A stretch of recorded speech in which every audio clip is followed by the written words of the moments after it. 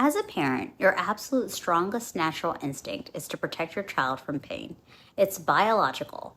When you see them trembling before a birthday party, or crying because they're afraid of the dark, or white knuckled before a school presentation, every single fiber of your being wants to step in, scoop them up, and say, "It's okay, honey. You don't have to go, or I'll stay in your room all night long."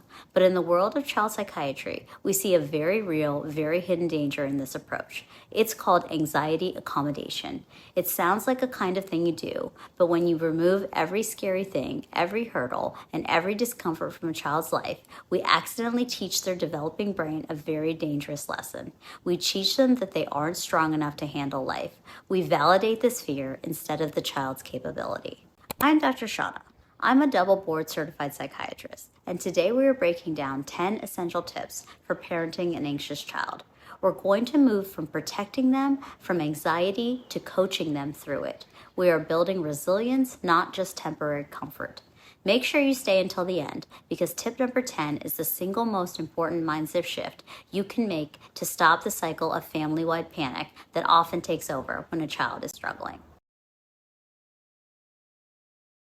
Tip number 1 is to externalize the anxiety.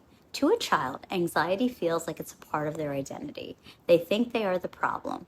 We need to separate the child from the symptom, help them give the anxiety a name, like something like the worry monster, Mr. Twitch, or the brain glitch. When your child is starting to spiral, you can say, "Wow, it sounds like the worry monster is talking really loud right now. What is he telling you?" This instantly shifts the dynamic. It's no longer you against the child, it's you and the child together against the externalized monster. This gives them a sense of agency and power they didn't have before. Tip number 2 is to validate the feeling, not the danger. This is a subtle but massive distinction.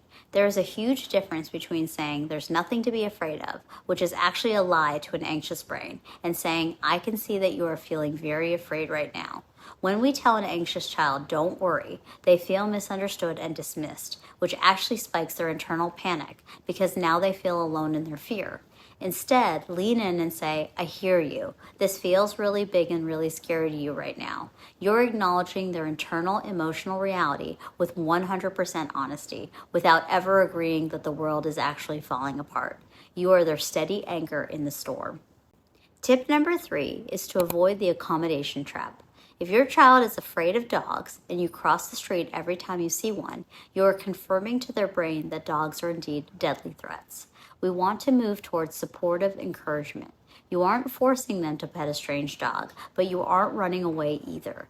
We want to show the brain that discomfort is tolerable. You can say, "I know you feel nervous, and we are going to walk past this dog together. We can handle being a little bit uncomfortable." This teaches them that discomfort is not the same thing as danger. It is important to recognize that anxious kids are reassurance junkies. They will ask the same questions over and over. Will you be there? Are you sure? What if the car breaks down? If you keep answering yes, I promise, they never have to learn how to soothe their own brain. Next time, try saying, "You've asked that question 3 times and I've already given you the answer. What did I say the last time?" Have them repeat the plan back to you. This forces them to access their own memory and logic centers, which helps quiet the emotional alarm in their brain. Tip number 5 is to teach the false alarm concept. Explain to your child that the brain has a smoke detector called the amygdala. Its job is to keep them safe, but sometimes that smoke detector goes off because of a burnt piece of toast, not a real house fire.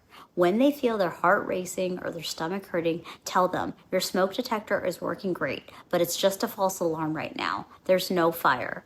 This helps them view their physical sensations of anxiety as a biological mistake rather than a reason to panic.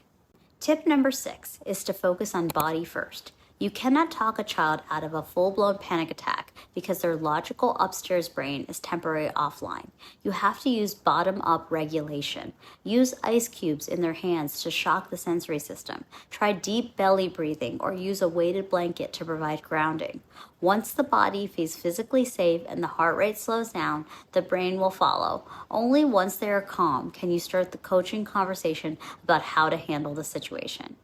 Tip number 7 is to practice ladders of bravery. Don't tackle the biggest fear first. If they're afraid of school, step 1 is driving past the school on a Saturday. Step 2 is sitting in the parking lot for 10 minutes. Step 3 is walking to the front door. We want small, incremental wins that build evidence of bravery.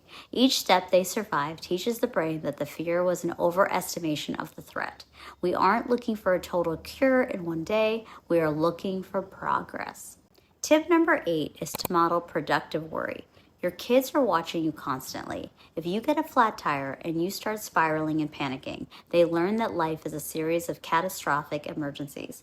Instead, let them see you be a little bit nervous and handle it effectively. Say out loud, I'm a bit worried about being late to this meeting, so I'm going to take 3 deep breaths and check the GPS for a faster route. I can handle this challenge. You're giving them a literal skit for how to talk back to their own anxiety.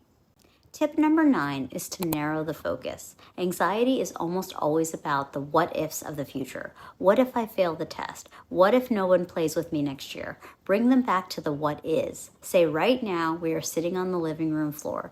Right now we are safe. We are just coloring together and the sun is out. We don't have to solve next month or even next week today. We only have to handle this exact moment. And finally, tip number 10 is to focus on efficacy, not safety. This is the big one.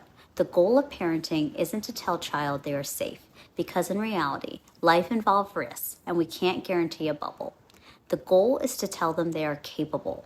Instead of saying nothing bad will ever happen, say, even if something hard happens, you are the kind of kid who knows how to handle it. This builds a core sense of self-efficacy that protects their mental health for the rest of their life. Parenting an anxious child is incredibly wearing. It's okay to feel frustrated and it's okay to feel tired. Remember, your goal isn't to delete their anxiety. It's to expand their world so that the anxiety doesn't get to make the decisions anymore. You're doing an amazing job, and your steady presence is the best medicine they have. If this helped you feel more equipped to handle the next worry monster attack, hit the like button and subscribe for more evidence-based parenting. I'm Dr. Shauna, and I'll see you in the next one.